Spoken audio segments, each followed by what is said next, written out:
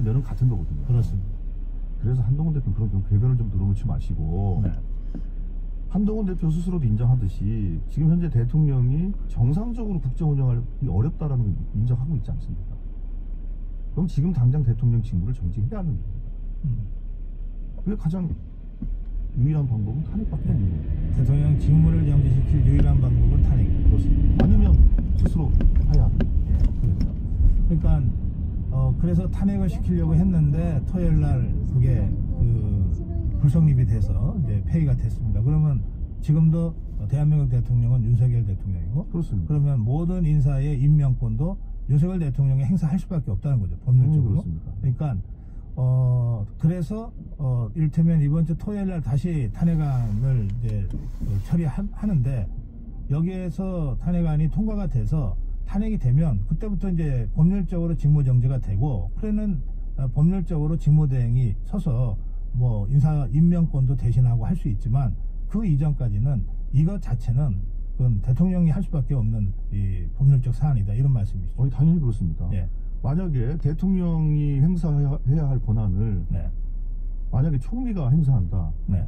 그건 월권이자 반헌법적인 조치가 될 수밖에 없고, 네. 그렇게 하는 모든 행위는 다 무효인 겁니다. 그렇기 때문에 지금 한동훈 대표는 자꾸 질서 있는 퇴진 질서 있는 소리 주장하시지만, 네. 가장 질서 있는 조치는 헌법이 정한 조치입니다. 왜 헌법이 정한 절차대로 하지 않고 헌법이 없는 조치를 하겠다고 그런 것입니다. 알겠습니다. 자, 이게 예산안 문제도 지금 걸려있지 않습니까? 어제 긴급담화에서 한덕수 총리는 그 마지막에 예산 문제를 얘기했어요. 그러면서 국회 가서 설명하겠다고 우원식 의장한테 찾아가겠다 했는데, 우원식 의장이 거부했습니다. 지금 대통령을 대신해서 오는 거라면 못 만나겠다, 이런 취지의 거부였던 것 같아요. 자, 그런데 오늘 아침에 보면 예산안은, 이재명 대표는 예산안은 어쨌든 이번 회기 마지막 날인 12월 10날 처리되는 것이 바람직하다, 이런 입장을 발표했어요. 그러면서 추가 감액 7천억, 주로 대통령 경호실 예산이라든지 이런 것을 지금 더불어민주당에서 추진하고 있지 않습니까? 자, 제 질문은 예산은 어떻게 할 겁니까? 라는 질문입니다. 예, 예산안은 법정기한이 12월 2일날 통과되지 못했고, 다만 저희들이 4조 1천억을 감액한 감액안을 예결위에서 통과를 해놓은 상태입니다. 네. 그 안이 지금 본회의장 문 앞에 있는 겁니다. 자, 그래서 그런 상태에서 의장이 여야 간의 협의, 또 정부와 또 협의를 해달라고 해서, 그래서 12월 10일로 좀 미뤄져 있는 상태입니다. 그렇죠. 근데 문제는 그 상황에 이제 비상기업 사태가, 내란 사태가 벌어진 겁니다. 논의할 수 있는 충분한 시간도 없을 겁니다. 그래서 아마 제가 보기에는 의장은 10일날 처리가 어렵지 않겠냐, 이렇게 판단하는 것 같아요. 네. 그렇습니다. 그런데 문제는 그 과정에서 그럼 정부가 적극적으로 감액안을 좀 삭감액을 좀 줄이기 위해서 적극적인 노력을 합니다. 설명을 한다든지 또는 소명을 한다든지 협조 요청을 한다든지. 그렇죠. 예. 예를 들면 예산은 결국 숫자 아닙니까? 숫자와 증빙이거든요. 예를 들면 감액안에 대해서 이건 정말 이러이러 필요한 겁니다라고 소명을 하거나 증명한 자료를 내면 얼마든지 처리하겠다라고 의사까지 밝힌 바 있었습니다. 사실 그 예산안 주무부처는 경제부총리가 기재부이기 때문에 뭐 이런 탄핵이나 이런 정치적인 사안과는 좀 거리를 둘 수 있는 부처니까 할 수 있는데 안 했다, 이런 말씀이시군요. 예. 그런 협의들이 진행이 안 됐고, 그리고 저희들이나 국민들이 요구하고 있는 증액안들에 대해서 진지하게 서로 검토하는 과정들을 거쳤어야 되는데, 그게 정부의 적극적인 노력도 없었고요. 그리고 나서 갑자기 담화를 통해서 예산을 처리해달라고 하는 거거든요. 그건 언론에다 대고 야당을 공격하기 위해서 하는 것이지, 네. 예산안 처리에 대한 진정성이 있다고 보이지는 없습니다. 알겠습니다. 의원님, 예, 시간 관계상 여기서 의원님 말씀 마무리하겠습니다. 잘 들었습니다. 고맙습니다. 예, 감사합니다. 예, 더불어민주당 조성래 의원과 말씀 나눴습니다. 조금 전 조성래 의원이 말씀하신 탄핵 관련 여론조사 개요는 제가 말씀을 드려야 돼서, 예, 국민일보가 한국갤럽에 의뢰해서 무선전화 인터뷰 조사 방식으로 6일, 7일 전국 18세 이상 남녀 1014명을 대상으로 한 여론조사입니다. 윤석열 대통령 탄핵 찬성 74, 반대 23으로 나온 이 내용, 자세한 내용은 중앙선거여론조사 심의위원회 홈페이지로 참조하시기 바랍니다. 예, 고맙습니다.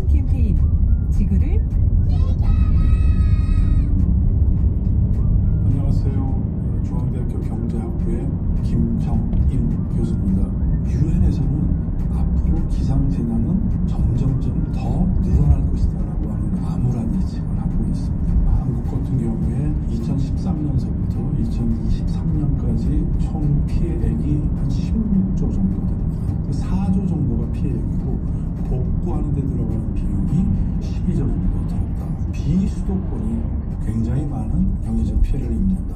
그래서 경북이 1등, 2등이 강원도.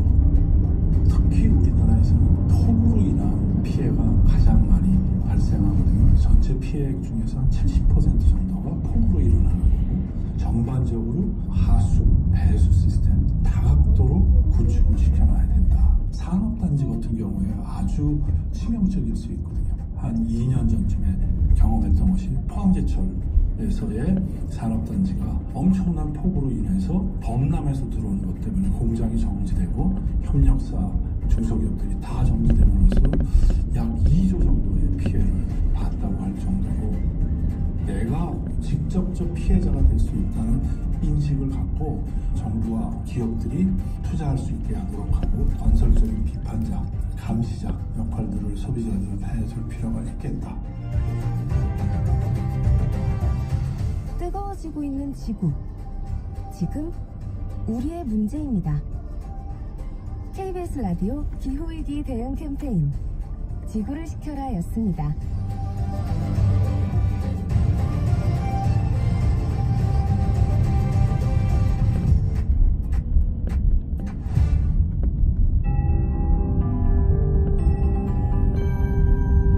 KBS 58분 날씨. 오늘 중부를 위시해서 전국 곳곳에 영하권의 추위가 이어지고 있습니다. 특히 경기 북부와 강원 산지 등에는 영하 10도 안팎까지 떨어져 있습니다. 대관령 영하 11.2도, 철원이 현재 영하 10.6도, 서울 영하 4도입니다. 이렇게 아침에는 춥지만 낮에는 어제보다 기온이 오르면서 평년 수준을 회복하겠습니다. 바람이 다소 불어서 체감온도는 낮겠습니다. 산동반도에 위치한 고기압의 영향으로 오늘 전국이 맑다가 구름량이 늘겠습니다. 충청과 호남, 제주는 흐린 가운데 충남 서해안으로 빗방울이 조금 떨어질 수 있겠습니다. 경기 남부와 충청 중심으로 눈이 쌓여있는 가운데 녹았다 얼었다를 반복하고 있습니다. 안전사고에 유의하셔야겠고요. 파도는 그다지 높지 않은데 동해안의 너울이 높습니다. 오전까지는 높다는 것 참고하시기 바랍니다. 현재 동해안을 위시해 경북 산지와 또 일부 영서 지역 등에 건조특보가 내려져 있습니다. 대기가 건조합니다. 실효습도 50% 이하로 화재 위험도가 높은 상황이니까요. 산불 등 화재 예방에 신경 쓰셔야겠습니다. 오늘 낮 기온은 서울 6도, 강릉 10도, 또 대전, 전주 7도 등 4도에서 11도가 되겠습니다. 그리고 오늘 아침까지 호남권에 안개가 짙겠습니다. 지금 서울의 기온은 영하 4도입니다. 강혜종입니다.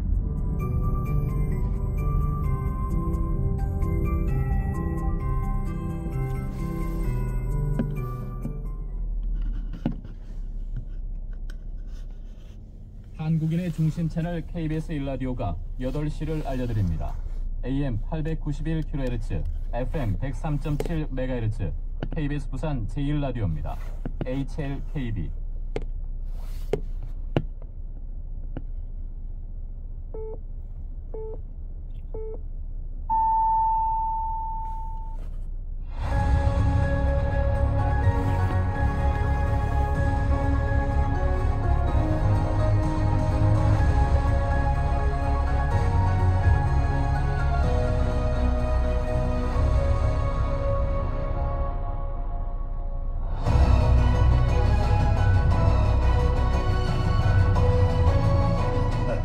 토론입니다. 오늘도 뜨거운 정치 현안 품격 있게 토론해 주실 두 분 모셨습니다.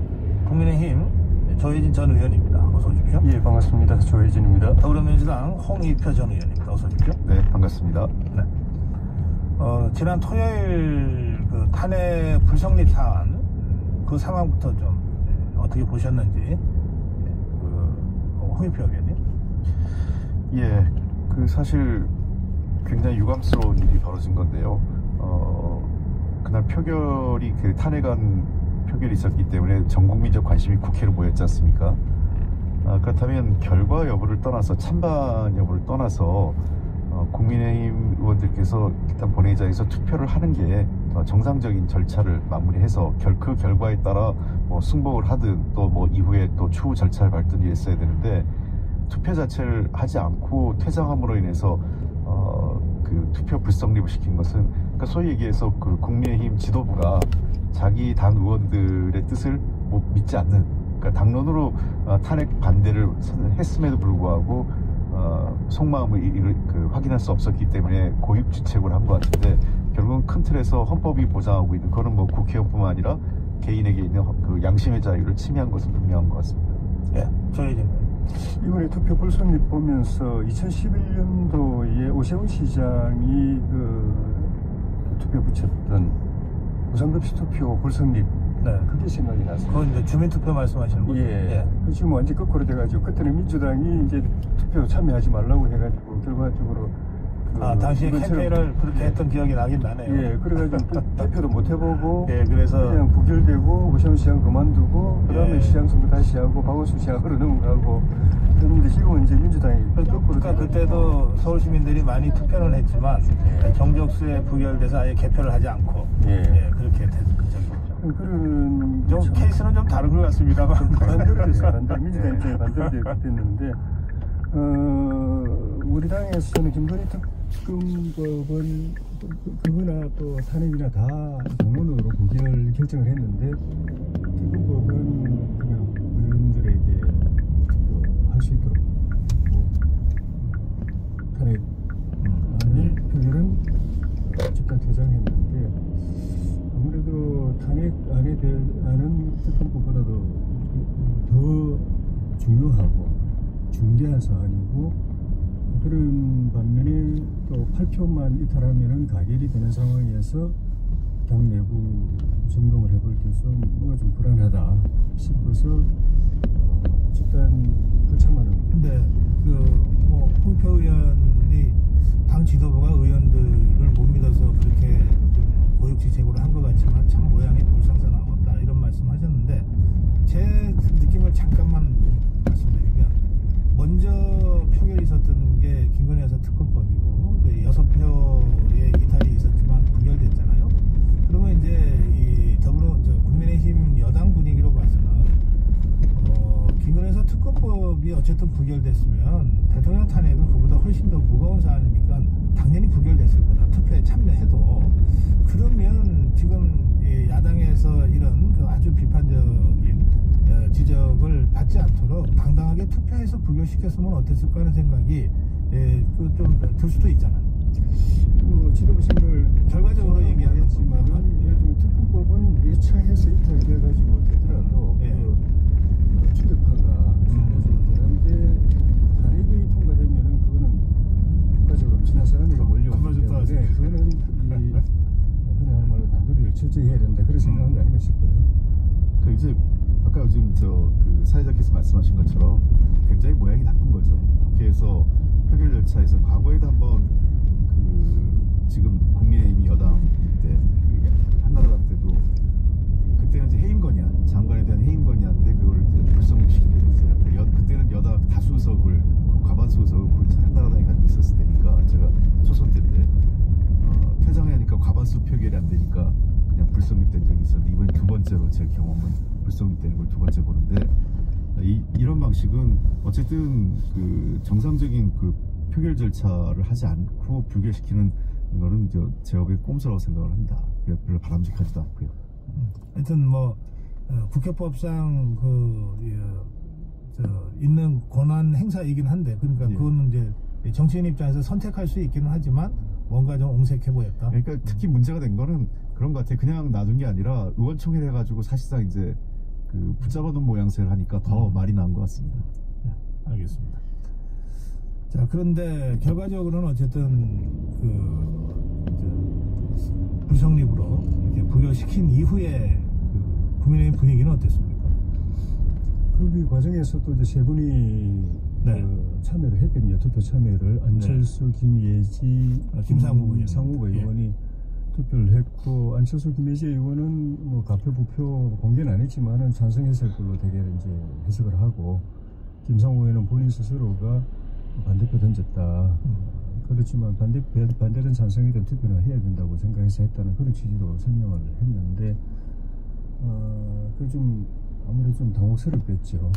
그리고 앞으로 수사라든가 또 그에 따른 여론 추이라든가 이런 거에 따라서 조금씩 이제 달라지겠지만은 민주당이 이번 이 탄핵 부결로 끝내지 않고 계속 될 때까지 하겠다고 이제 공언을 하고 이번 주에도 수요일에 다시 또 발의를 해가지고 토요일에 그 표결 붙이는 1차 표결 붙이는 방안을 추진을 하고. 근데 그 토요일 날 다시 하면 그동안 어떻게 예상하세요? 뭐 제가 지금 원리에 있지 않아서 정확한 건 알 수 없지만은 아무래도 부담을 조금 더 느끼는 쪽으로 가지 않겠는가 하는 그런 측면도 있고, 민주당이 하는 행태에 대한 또 반감도 또 있을 수 있다고 봅니다. 이거 사실은 말이 안 되는 거거든요. 그 헌법에 규정한 일사부재의에 위배되는 것이거든요. 그러니까 한번 결론이 났으면은 다음에 결정적으로 다른 어떤 사건이 터진다든지 해가지고 원점에서 다시 이 사안을 다뤄야 될 때가 될 때까지는 다시 하면 안 되는 것이거든요. 근데 그거를 하기 위해서 임시국회를 갖다가 회기식으로 해가지고 우리 법에 국회법에 보면은 임시국회를 짝수 홀수 이렇게 이제 다 달별로 해놨거든요. 자동 계기가 되게 해놓은 거는 기본적으로 임시국회의 기간을 한 달로 기준을 잡아놓은 겁니다. 그 한 달 동안에 만약에 그 부결된 거면은 그 한 달 뒤에나 다시 한번 재론을 할 수 있는 거지.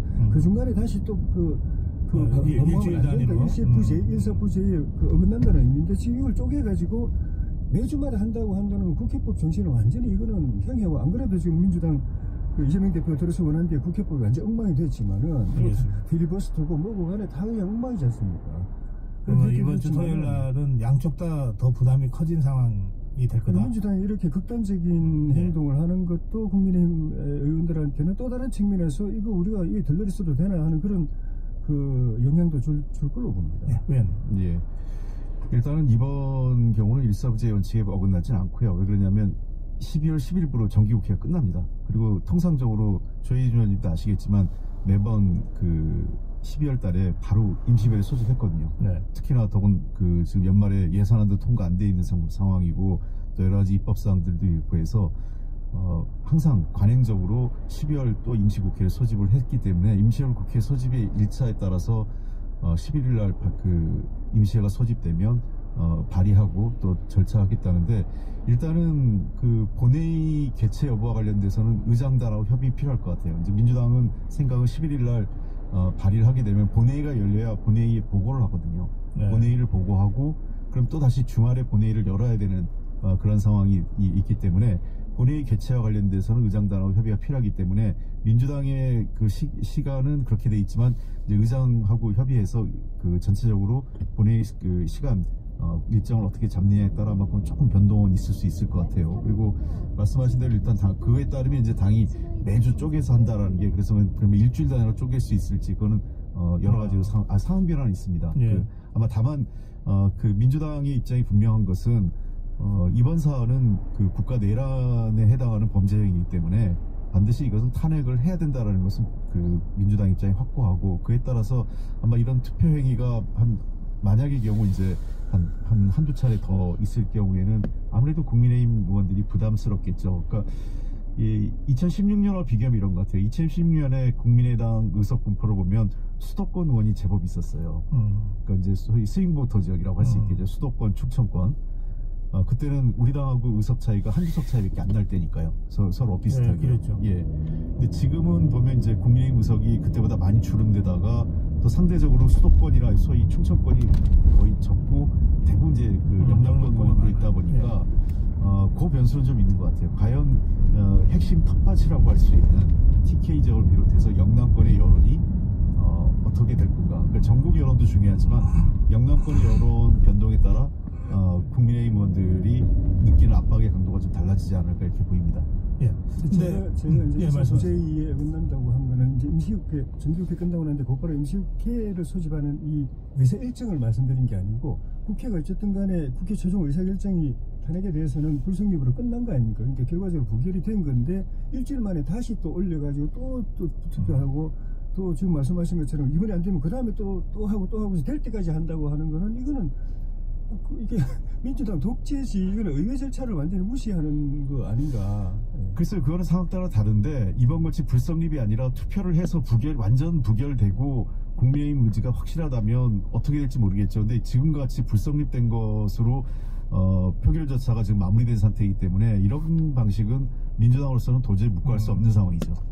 저 의원님 말씀 들으니까 뭐 제가 뭐 이런 말씀을 드릴 처지는 아니지만 그냥 이를테면 이번 주 토요일 날 해서 안 되면 그 다음 주에도 하고 그 다음 주에도 또 하겠다고 지금 나오는데 더불어민주당에서 그건 이제 다들 너무 힘들잖아요. 또 국민들이 굉장히 힘들 수밖에 없으니까 말씀하신 대로 아예 이번 주에 기한에 하기로 했으면 저 퇴장 전략 쓰지 말고 전부 나와서 표결하고 이 결과를 가지고 부결되든 가결되든 여기서 끝내겠다. 여야가 그렇게 합의하면 또 되는 거 아닌가요?